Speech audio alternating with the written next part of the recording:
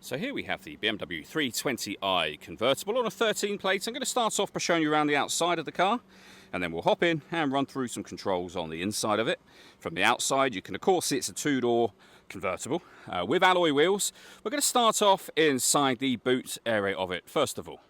As we approach the back of the car, you can see we have reversing sensors. Of course, the roof is currently down and occupying the top section of the boot space. Still gives you space underneath there, but let me show you what it's like with the roof up again. As you can see, plenty of space with the roof up. Okay, so we're just going to work our way back around to the front of the car, and then we'll hop in and run through some controls on the inside. Now that we've done a full circle of it though, you can see it's in fantastic condition the whole way round. Just briefly before we climb in, I think it's well worth seeing the interior from this exterior point of view. There's plenty to run through on the dashboard, so let's hop in and we'll do that now.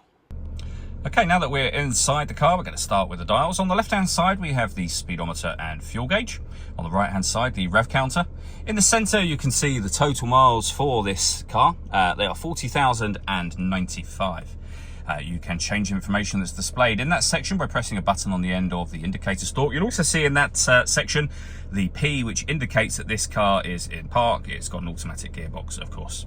We back out to the steering wheel next. We have phone controls and stereo controls available. The minus and plus pedal, so you can change up and down a gear manually with this automatic gearbox. And then over into the center, we first of all have our hazard warning lights, deadlocks, so you can lock and unlock the doors and boot section. We can turn our traction control on and off. We then have the stereo, so you can see the CD player.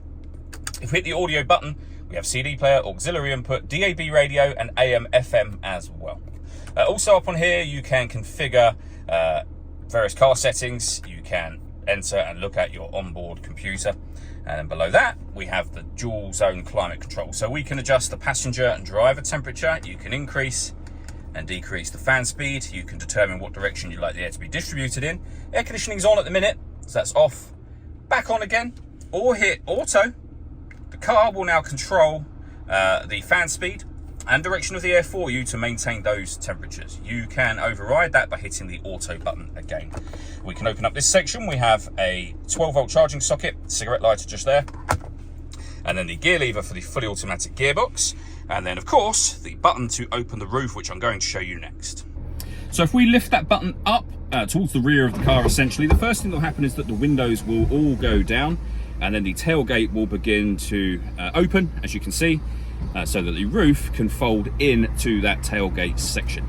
If I were to keep my finger on the button all the way through, the windows will then go up, but of course you can take your finger off the button as soon as that tailgate section is closed.